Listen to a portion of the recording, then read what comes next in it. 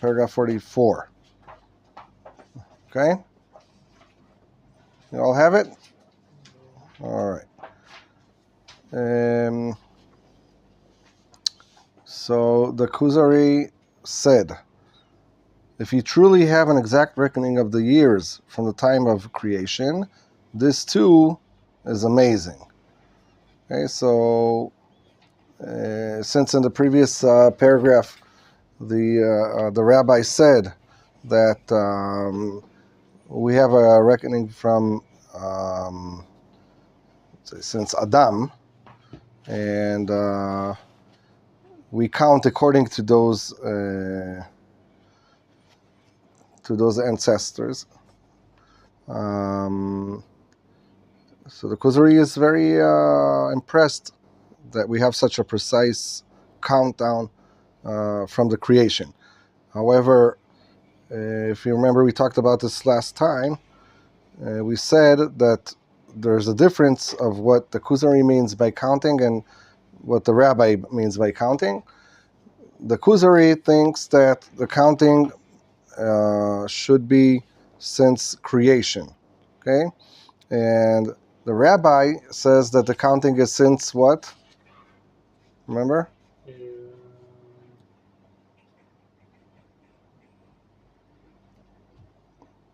It's a question of man. Oh, okay. Not a question of world. Exactly. Okay, so that's a big difference if it's a creation of a man, of Adam Arishon, okay, or if it's the world. Because when you discuss creation of the world, then it's something very abstract, very vague, very, not, it's a blur. It's not clear what you're talking about, when you're talking about, okay, but when you talk about creation of man, then there's a precise date that we can follow, and there shouldn't be any conflict when exactly that day is. So the Rabbi answered in 45, Rabbi said, we use this number in our calendars. No two Jews argue about this dating, no matter where they dwell.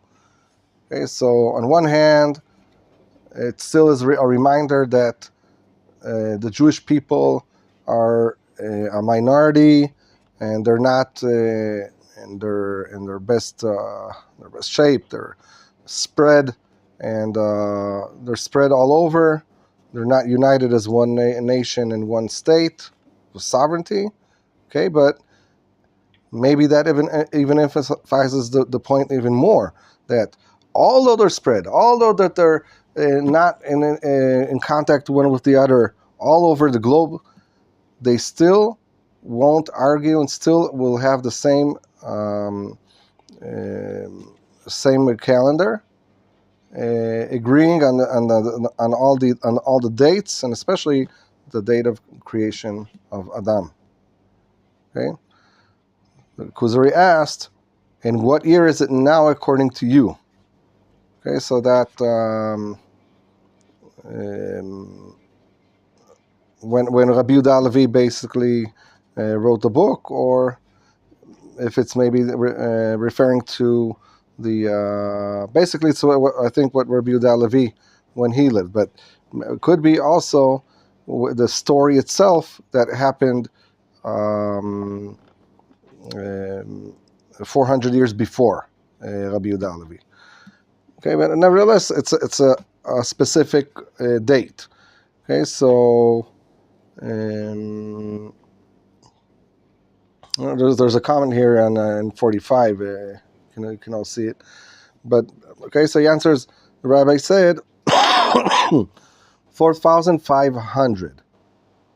Okay. Okay, we're today now. How much? 5,783.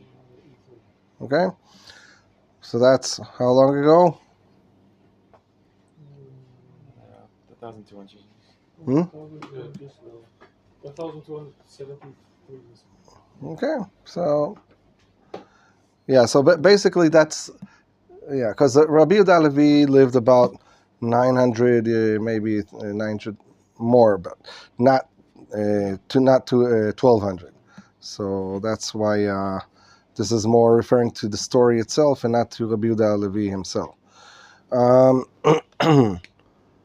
The years are detailed in our Torah. Okay, maybe before this.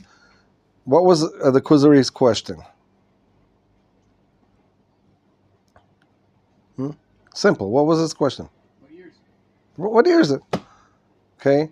What should have the answer be? What would you expect as the answer?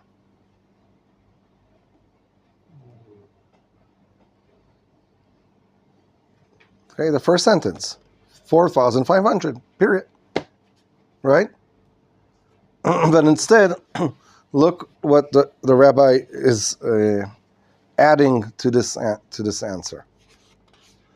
The years are detailed in our Torah, by chronicling the generations of man, starting from the time of Adam, his son Shet, and his grandson Enosh, and down to Noach. Okay? Then to Noach's son Shem and Shem's great-grandson Ever. You're following? Mm-hmm. Okay? Then down to Avraham, Yitzchak, and Yaakov, and then down to Moshe. Okay, before we go on, do you see something interesting or missing in? Skip some Aha. names or generations. Uh-huh. Only names maybe the most important ones. Uh-huh. Okay, why he doesn't mention all generations and all names, and he keeps on systematically skipping different names and adding or mentioning only those specific ones that he wants to? What is unique, or what is They're like the tzaddikim, no? The people who are very close to Hashem. okay? Ever can remember. Mhm. So, yeah, it's true. Obviously, And that also it points to Am Israel, like to the right, Jewish people. right. Okay, so obviously these people, if we mention, I think we mentioned this before, are referring to this potential, okay, or the fruit, or in Hebrew we call it the Zgula, Zgulat Israel, or Zgula. Right here it's before Israel, so we call the Zgula HaElokit, or Ha'inyan HaEloki. Okay, those people who genetically received, not necessarily generation after generation, could be there's a skip of this special gift, special potential, divine potential from Hashem, because as you know, the father of Abraham was not revealed with that gift. Maybe hiddenly he had that gift inside of him, and then he transferred it to his son. But as we know, his father was idol worshiper. Okay, and then with Abraham, not all of Abraham is the continuation, right? There's Yitzchak, however, Esav is not. Okay, no, Abraham, sorry, Ishmael and Yitzchak. Okay, and then Yitzchak, Yaakov and Esav. Okay, so only with Yaakov, this clarification of where the will of Hashem and this potential of this prophecy and being connected to Hashem, who receives it and who is continuing it as a tribe that will become a nation. Okay, up to this point from Adam Rishon, this gift was delivered and spread through individuals. Okay, it was Adam and Shet and Enosh. Okay, but then it ends up with Yaakov and all his descendants. Okay, the 12 tribes. Okay, so then he mentions these people were the heart and elite of mankind. Okay, meaning they, through their righteousness, through their potential, gave reality, time and space, a value. Each had many children, but the Torah does not list all of them by name. Okay, why? They don't contribute the divine values Hashem wants in the Torah and in reality. So there's no need to mention them. Most of these children were like the peel of a fruit, not attaining their father's level, since they did not possess the same divine qualities. Okay? So it's not just by nature this genetic thing that you inherit automatically. Okay? Rather, it's Hashem's will to deliver it to the chosen ones. Okay? The Torah, therefore, only chronicles those descendants who maintain this divine quality, or the minority of the individual's prerogative. This was true until Yaakov. Okay, that's where it ends. The individual chain line. Okay, who fathered 12 tribes. Unlike the previous pattern, now each and every son was worthy of this divine quality. Okay, up to here? This can also answer interesting question that you'll see later on when we begin again with Genesis, is how is it possible that Yitzchak favored Esav over Yaakov, if obviously he knows the characteristics of Esav, he knows the characteristics of Yaakov, he knows that Yaakov is a righteous that sits and studies Torah all day. So how is it possible that he still had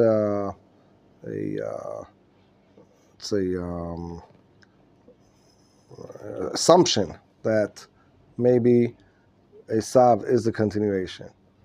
Okay, why? Because there's a long essay by Rav Kook discussing this, but basically the Hashem's will was not revealed fully. Who are the continuation of Hashem's will? Okay, it was not clear, and there's in the Talmud. Okay, they're asking why the Torah says that the firstborn with inheritance receives double than the rest of the kids. Okay, you can ask this. Can ask, you know what? Maybe we should give double to the righteous son, and it's not necessarily that the firstborn will be the righteous son. Okay, and one of the answers the sages say that is that sometimes there's this hidden potential even with a wicked individual, even if he's the firstborn, that from him, his offspring, will be a righteous person that will be a leader that will redeem Am Yisrael when they'll have big trouble. And we since that's something that's hidden, it's only by the secret of Hashem. Therefore, we give the firstborn double, and we leave it to Hashem. Okay, but anyway, until Hashem revealed that all of Yaakov's descendants are chosen, it was not clear. Therefore, Yitzchak had his doubts that maybe Esav is worthy because of his unique characteristics as a warrior, as a practical, pragmatic individual. Okay, where Yaakov was very, he's into Torah, he's righteous, but he's not practical. He doesn't know how to, manage and do things in reality. Okay, so he had it. There was a question.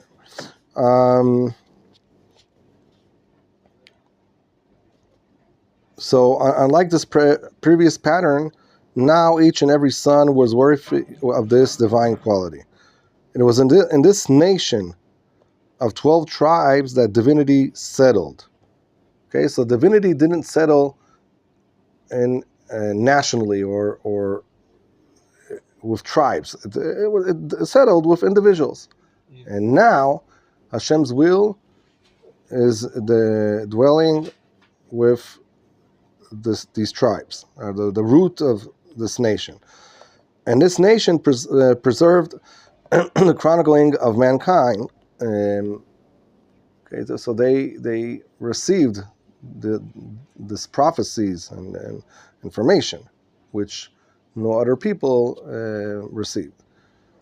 In turn, we, their descendants, received this chronicling from Moshe.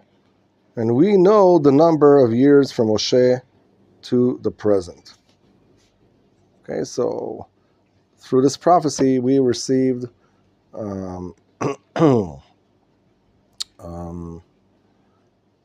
very detailed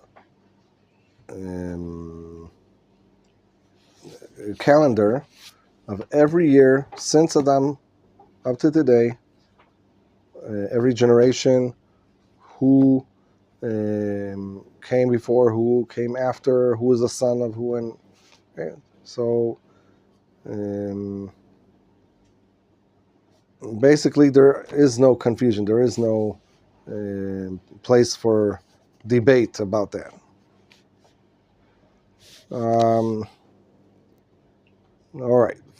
Any questions up to here? No? Okay, 48. Read? Sure. In English. Huh? Yeah. 48. The Kuzari said, this detailed narration of chronicles in your Torah removes any suspicion of Louder. removes any suspicion of falsification or mass conspiracy. It would be impossible for 10 people to conspire together by falsifying a date for the creation of the world to be passed on to their children without the collaboration ending in confusion. Keep going. Yeah, until the end of the... Eventually, the lie would be exposed. At the very least, anyone who would try to substantiate the lie would be disproved.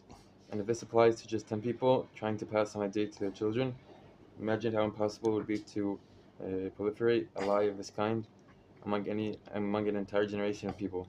Furthermore, the time frame involved is too recent for it to be believable. No such lie could succeed. Okay.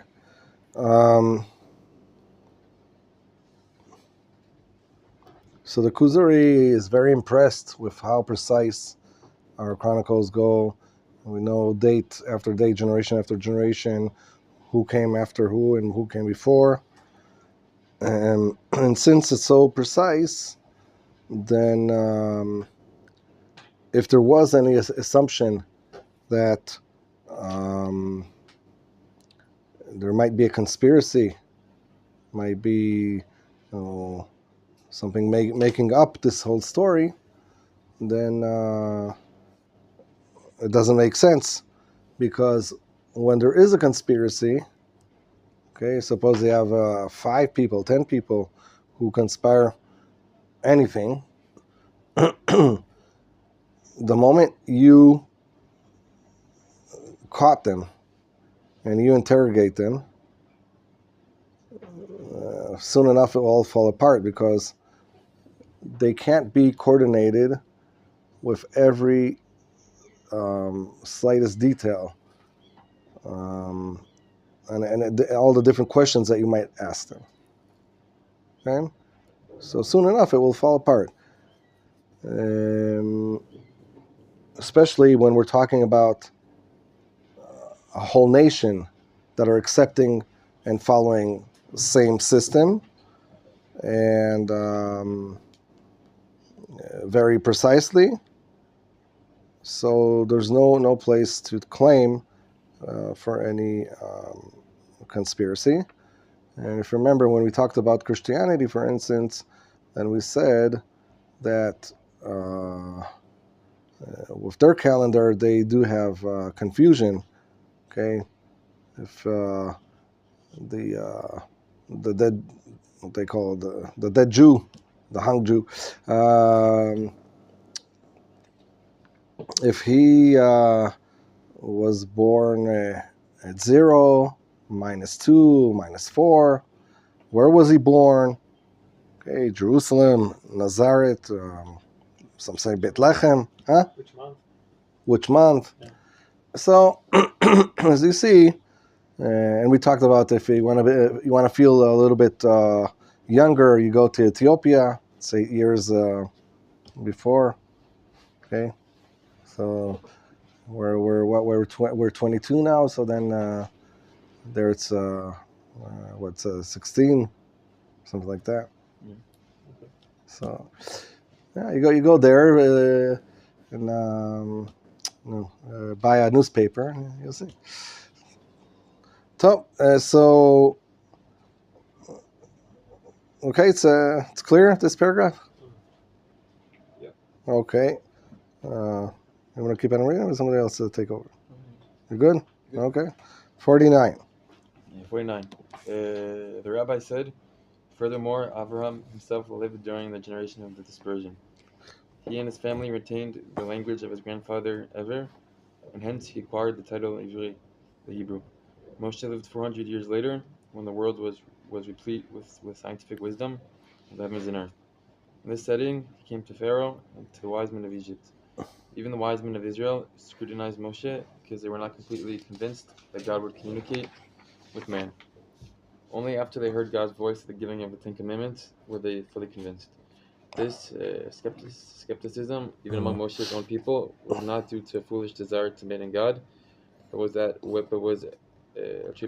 attributable to caution born from wisdom. They were well aware that charlatans might claim to harness astral forces in order to try and fool the masses. Eventually, however, these types of chicanery, like fake gold, will not stand up to scrutiny. God's handiwork, on the other hand, does withstand scrutiny, since it is like pure gold, which only gets stronger after going through the cauldron. How can one think that the wise people of that time could be deluded into thinking that just 500 years previously, the only language spoken was Ever's language, Hebrew? That in the generation of Peleg, Ever's son, all the other languages cropped up in Babylon. That one nation descends from Noach's son, Yefeth, and another from Noach's son, Shem, and another from Noach's son, Ham, and that their respective lands were such and such. It's possible that someone today could attempt to pass off lies to us about well-known nations, inventing things about their history and language that related to the last 500 years. Okay. It's a long paragraph. Okay, so the rabbi continues with emphasizing how unique and precise and reliable is our chronicles and our calendar and our history, basically. Okay, so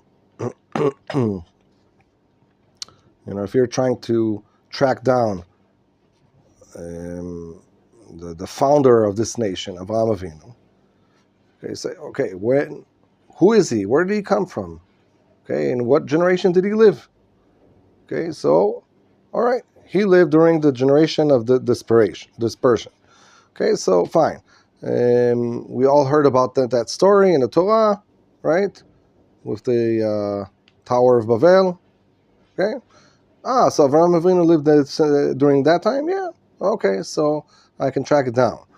And not only that is up to that point, the whole world were speaking one language. Okay, and I don't know how many people are familiar with that fact, but okay, it's an important fact that up to that point, the only language that was spoken in the world was Hebrew. Okay, but because of that generation who were trying to rebel against Hashem, so there was a necessity to spread them and confuse them, and so that's like the turning point where all these languages were invented at once, okay, which also is if you think about it, it's also a miracle. Um, and when we go through afterwards, then 400 years later, they're very big scholars, scientists, okay?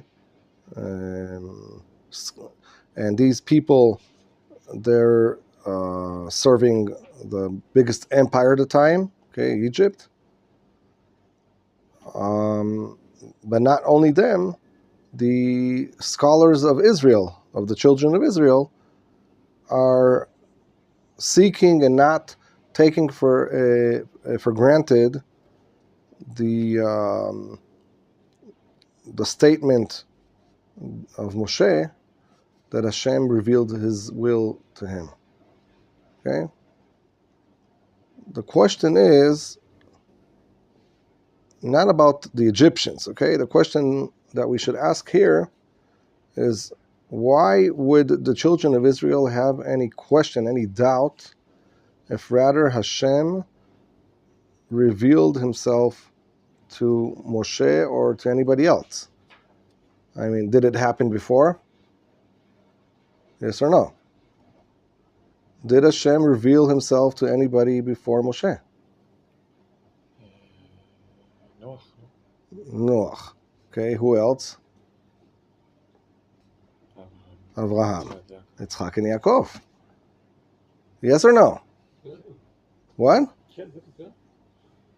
So, the children of Israel, the scholars of Israel, they're familiar with this fact? Most likely, yes? They're not ignorant, right? So if they know that Hashem did reveal Himself to those individuals, those righteous individuals, what's the big deal to believe that He revealed Himself to Moshe Rabbeinu?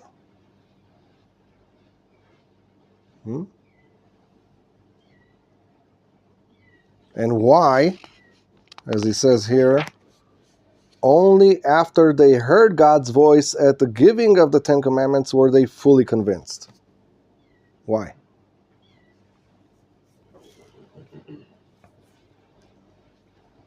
Any ideas? They saw, no? So you say only when they saw and heard in first hand with their own experience, they were convinced. Yeah? Uh-huh. Okay, that's correct, that's true. But what else? What was their problem believing that Moshe Rabbeinu spoke with Hashem, or Hashem spoke to him? Because there was a big time gap when they were in Egypt.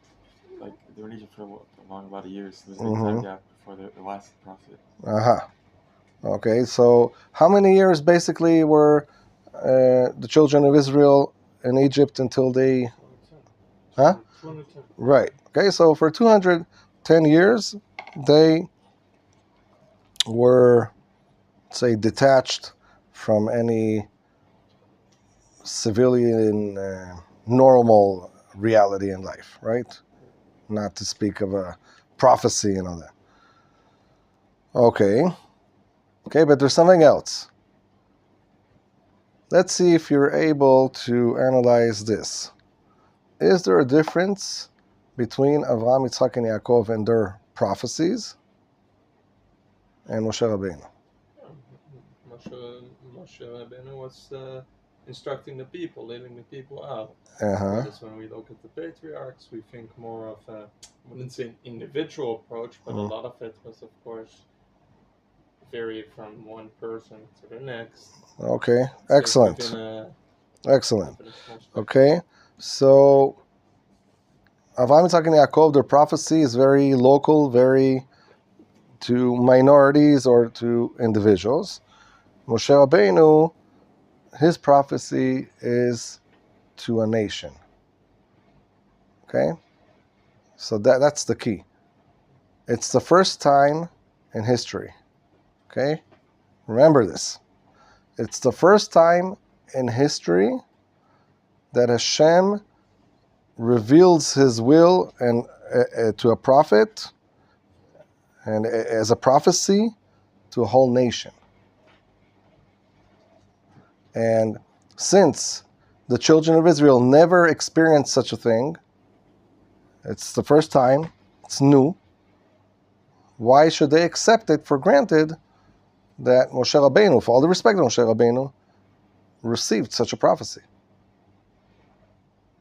So when will they confirm that his prophecy to the nation is valid? When they themselves experienced it, when they witnessed it themselves as a nation, right? The whole nation, we saw in the last parashat Shavua in Nitzavim, right? The ones who are here and the ones who are not here, present here, right, in Mount Sinai. So, okay, the whole nation, as the soul of the nation, they're all witnessing and present in this event of receiving the Torah. Okay? So that's why it was not such so simple to accept such a prophecy and confirm that automatically that's true. Okay, so this is what he's saying here. This skepticism, even among Moshe's own people, was not due to a foolish desire to abandon God. Okay, they didn't have this yetzara. No, we don't feel like accepting upon ourselves all the responsibility and the labor of the mitzvot. No, but was attributable to caution born from wisdom. Okay, they are familiar and experienced with idol worshiping, these voodoo people, all this black magic, all these witches, or whatever you want to call them. Okay, and as we know, right, in Exodus, okay, in the book of Exodus, what does it mention when Moshe wanted to demonstrate to Pharaoh and his magicians that Hashem revealed himself to him? What does he do first? The snake, or like throws a staff on the floor and then becomes a serpent. Right. Okay. And the Are magician they is the same. are they impressed with this? No. No. Why? They have similar abilities. Rather, if it's a delusion or not, that's to do with commentaries, but they're not impressed with such a thing. Okay? The children of Israel are had enough with all this false, let's say, science fiction or fiction. Okay, they wanted the real deal. Okay, so they were well aware. Okay, the Charlans might claim to harness the astral forces in order to try to fool the masses. Okay, which happened also later on in his history, also with the dead Jew. Right? That's exactly what he succeeded to do. Eventually, however, these types of let me read this. Like fake gold will not stand up to scrutiny. So, okay, eventually, truth and false, truth and lies could take a while in order to internalize and to clarify what is what, but you cannot fake it. You cannot leave the lie forever to stay. Okay, a lie eventually will be revealed. Okay, and a truth that is not yet revealed will be. Okay, that's how Hashem created the world. Eventually, everything will be clear. That's how Ramchal discusses in his book of that all the the wisdom and the will of Hashem that now is hidden, eventually will be revealed. And that's what we say in our prayers, that Hashem will be the king of the universe. Okay? Meaning that all creatures, all human beings, not only Am Yisrael, will realize, it will be so clear that there won't be any doubt, there won't be any conflict about it. Okay, and then last paragraph here, Rabbi is talking about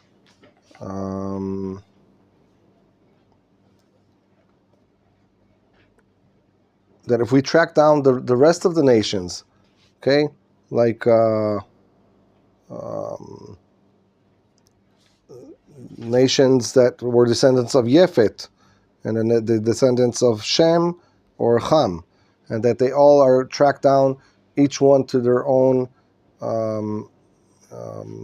location, geographically and culturally.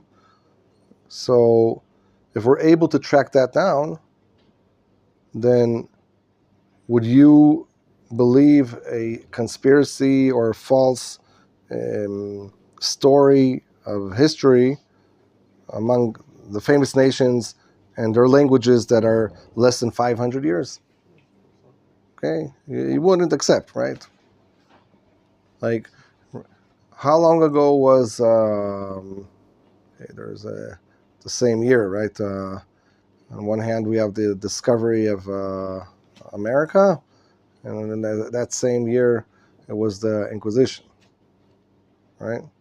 From Spain, right? So that's a famous year. That's a famous event.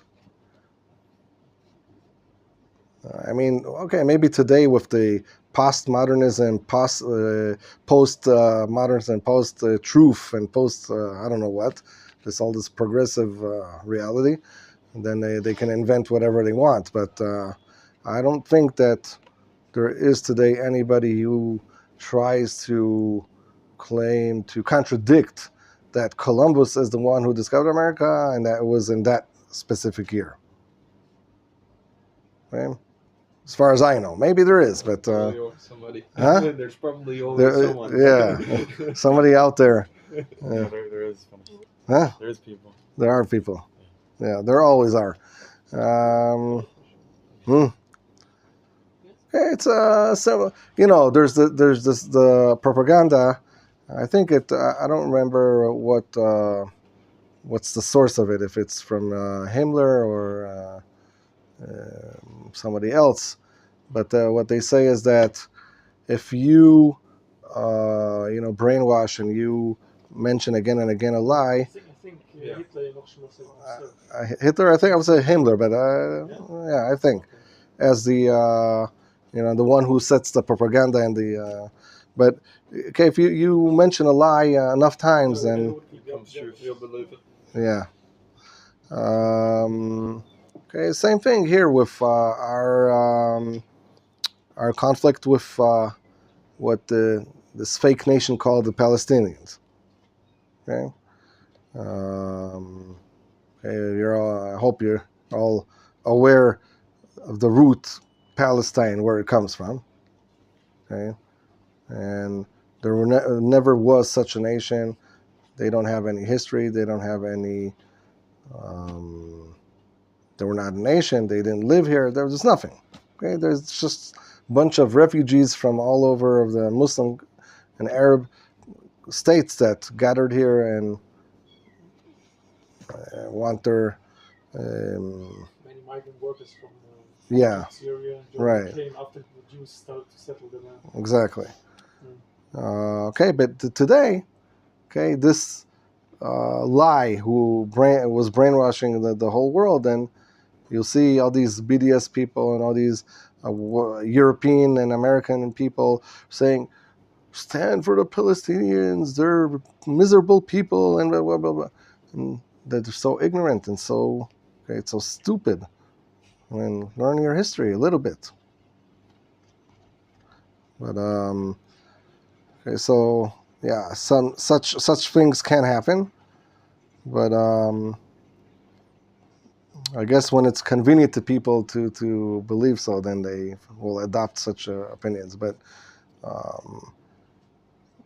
basically, Rabbi is saying here things that are so clear, so obvious, then they're it's impossible to have any claim that there was a conspiracy regarding it, that event or that date or whatever. Let's see if we'll continue just with 50. Yeah, all right. 50. The Kuzari said. The Kuzari said, I agree that it would be impossible. After all, we have books today that were written 500 years ago. No lie could ever be successfully propagated in light of the available evidence of the country's history and language. Okay, so you follow, I don't know. Yeah. Somebody will come up with this argument with a French guy. Any French people here? No. Okay, so yeah. No, from Canada, like. Yeah. No, but I'm saying the French history, like. Okay, so you don't mind? No, I'm not. No offense to French history, but just coming with that opinion, that idea, example, that a person will claim, you all heard the myth of Napoleon, right? But it's all baloney. He never existed. Okay, so. We have cross-references. Huh? We have cross-references. Right. Okay. So we have references. We have scripts. We have we have all these evidence that are tracked down to him, to his people that surrounded him. That it's impossible to claim that out of nowhere, out of the blue, no, he never existed. Okay. So that's basically what what he's trying to say here. That when the evidence and the chronicles are so strong, so clear, then it will be an irony. It would be ridiculous to claim that to try contradict and claim, no, it never happened. Yeah. So similarly, also with our history. Yeah. All right, well, end up here for today. Go ahead. Sir.